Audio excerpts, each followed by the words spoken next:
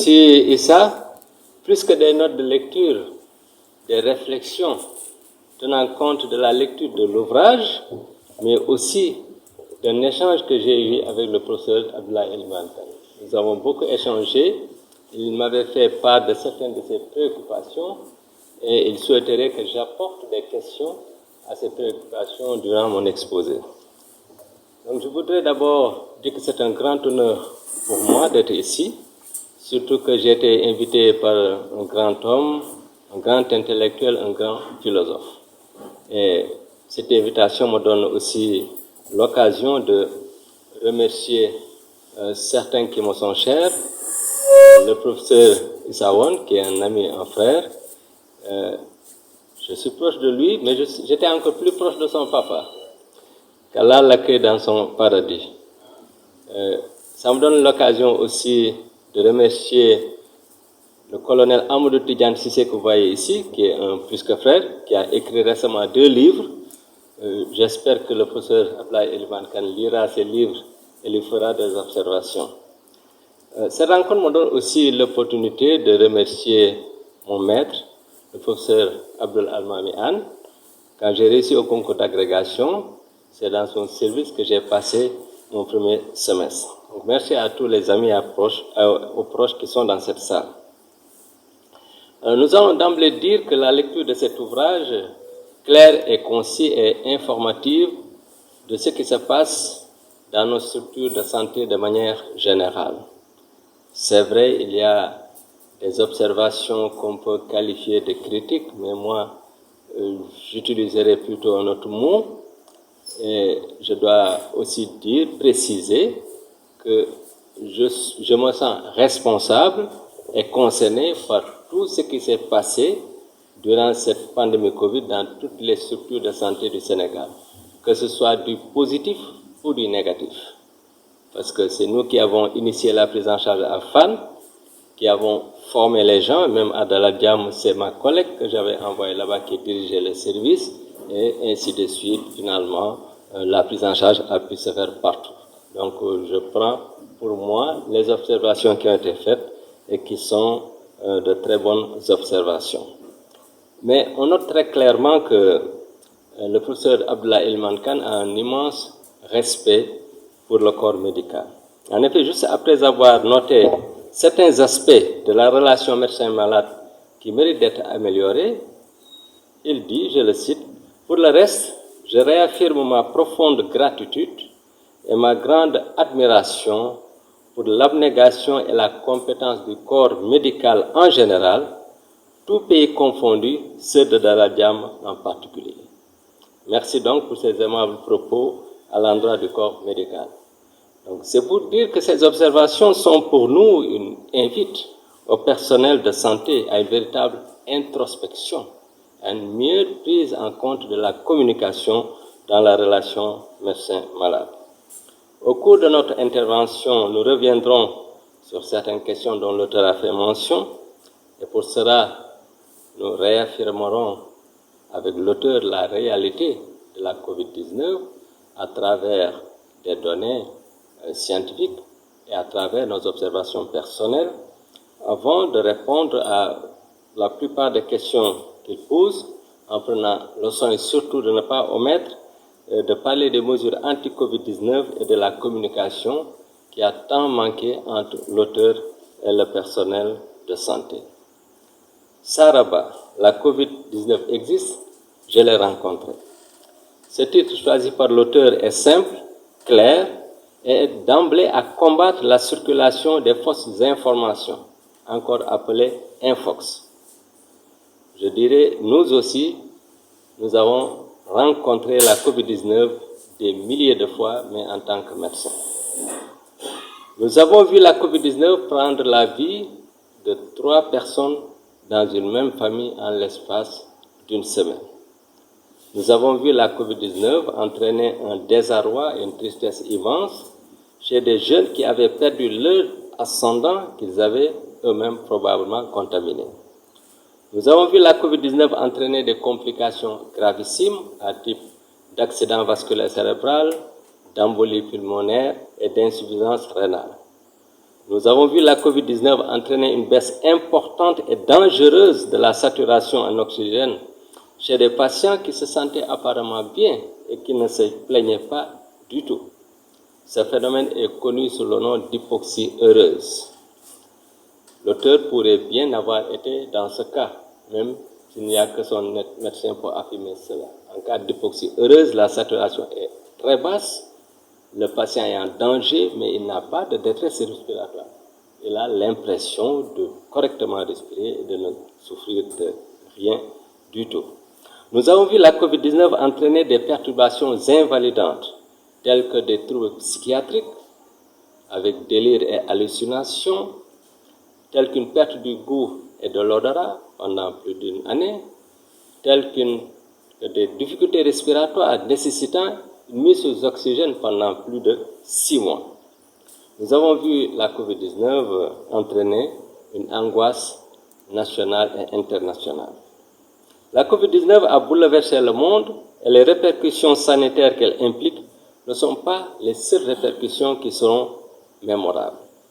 Il ne s'agit pas pour nous d'aggraver la pandémie COVID-19 plus qu'elle ne l'est, mais de lui donner l'importance qu'elle mérite.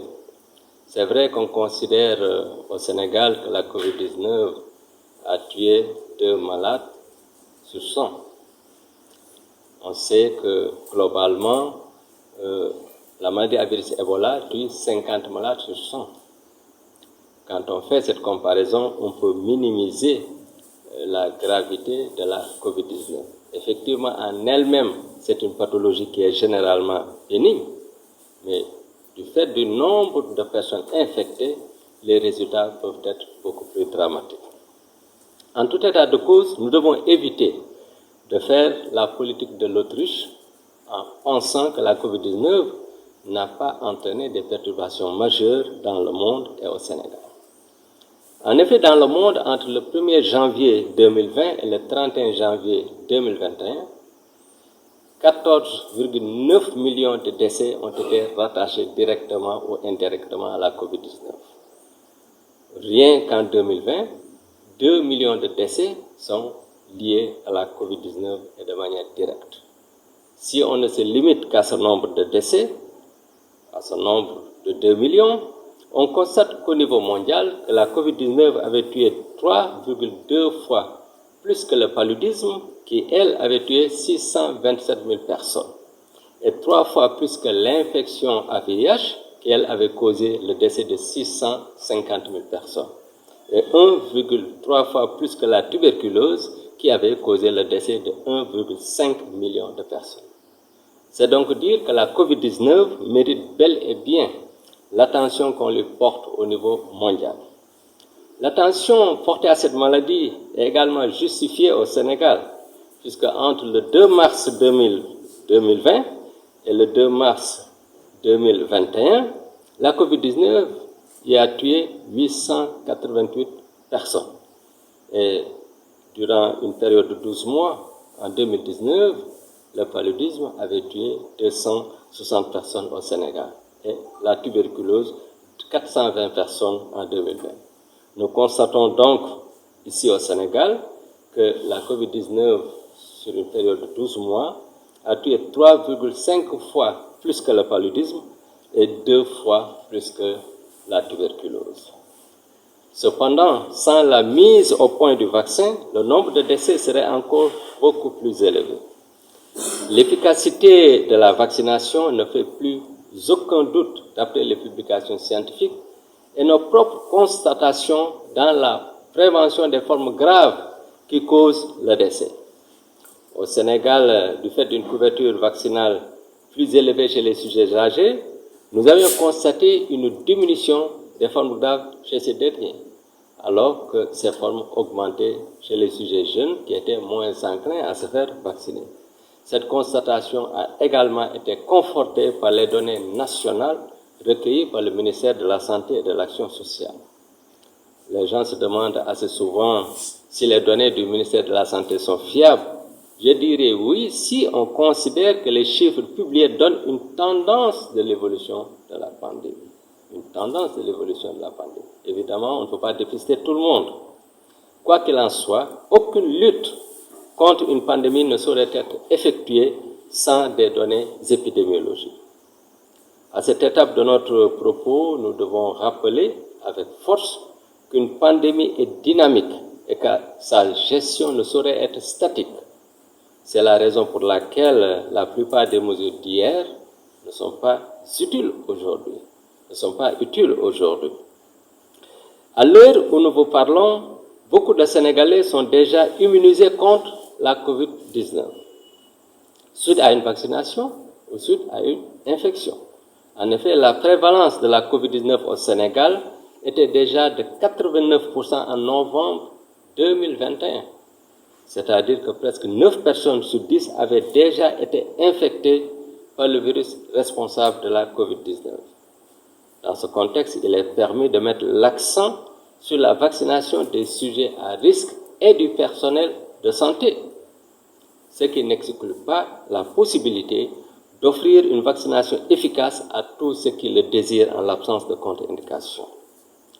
Ceci pour dire que même si la vaccination de masse peut être prônée, la vaccination ciblée en Afrique est tout à fait acceptable en ce moment.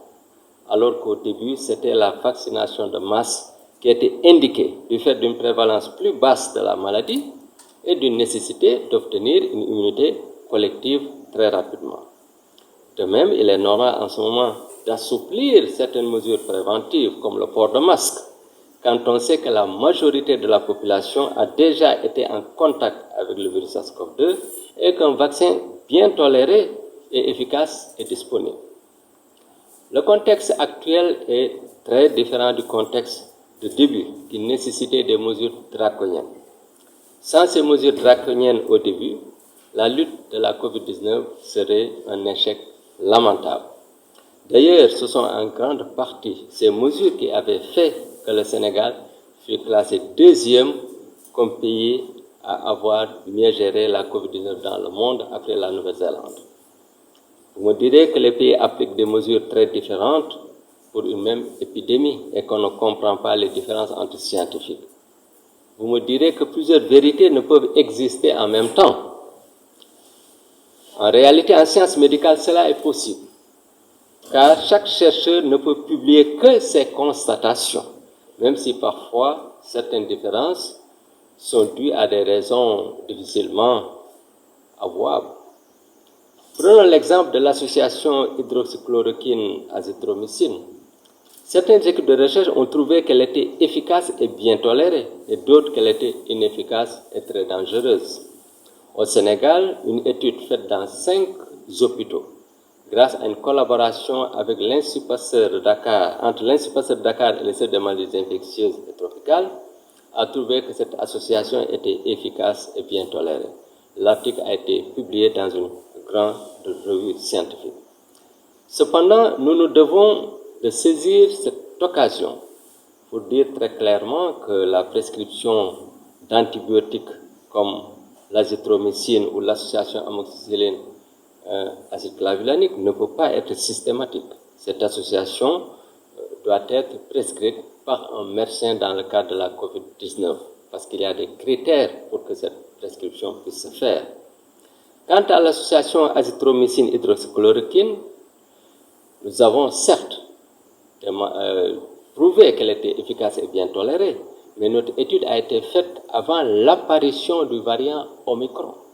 On ne sait pas si cette combinaison marche toujours sur le variant Omicron.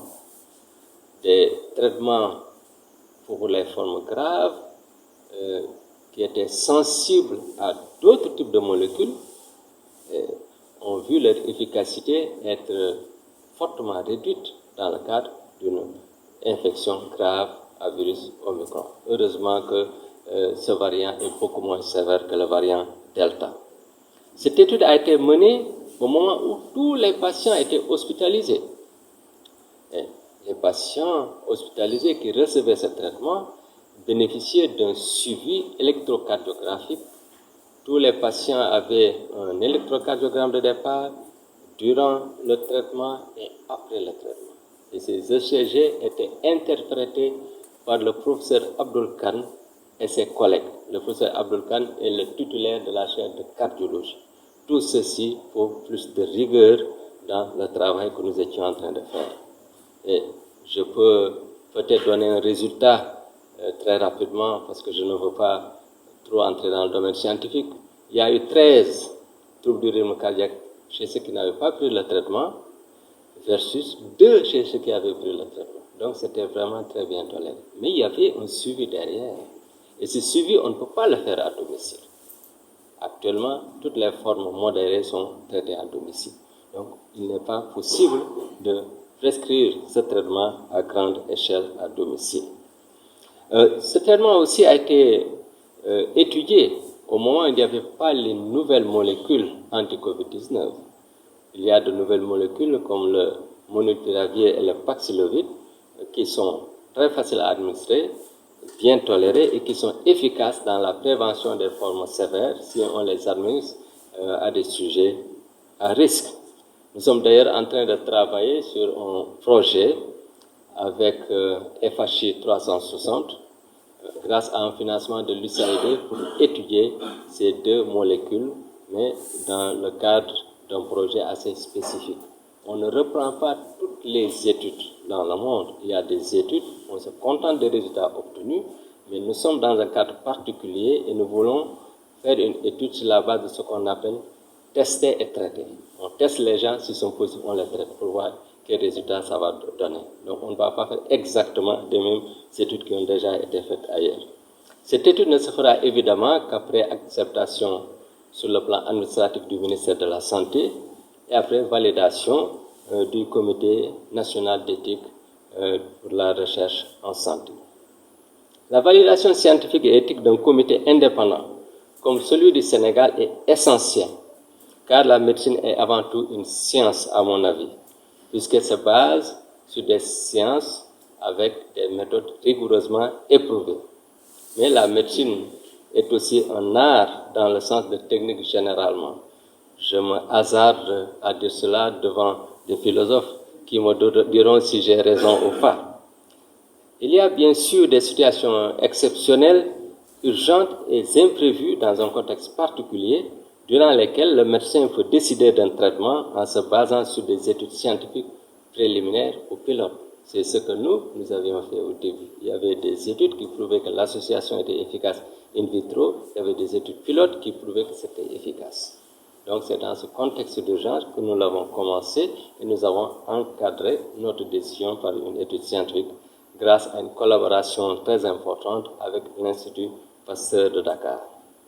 En tout état de cause, dans l'exercice de son art et de sa science, le médecin doit prendre en compte les différents éléments contenus dans la définition de l'Organisation mondiale de la santé, qui dit que la santé est un état de complet bien-être physique, mental et social, et ne consiste pas seulement en une absence de maladie ou d'infirmité.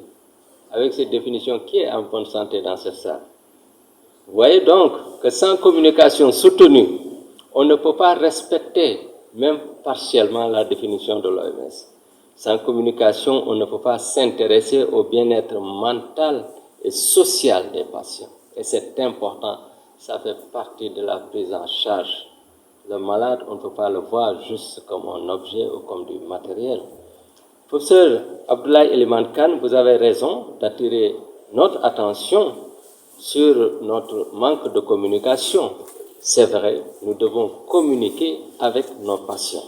C'est vrai que la pression du nombre de malades à prendre en charge, la longueur des procédures à appliquer durant la COVID-19, l'épuisement et l'angoisse du personnel de santé peuvent être des facteurs qui expliquent cette situation sans la rendre acceptable. Le médecin doit communiquer de manière adaptée avec son patient sur le diagnostic retenu, les examens complémentaires demandés et les traitements administrés. L'exemption d'une communication n'est autorisée que si le patient exprime une volonté d'ignorer ce dont il souffre et s'il ne risque pas de transmettre son infection à son entourage. L'auteur, en tant que patient, avait bien droit à une communication appropriée par rapport à tout ce dont il souffrait et à son isolement, surtout après avoir eu 2 PCR COVID-19 négatives. Nous sommes convaincus que son ouvrage poussera beaucoup d'entre nous à faire une véritable introspection et à améliorer leur communication. Pour cette raison, nous vous remercions encore une fois pour avoir écrit cet ouvrage qui devrait être lu par tous les médecins. Mesdames et messieurs, je vous remercie pour votre aimable attention. Merci beaucoup. Merci.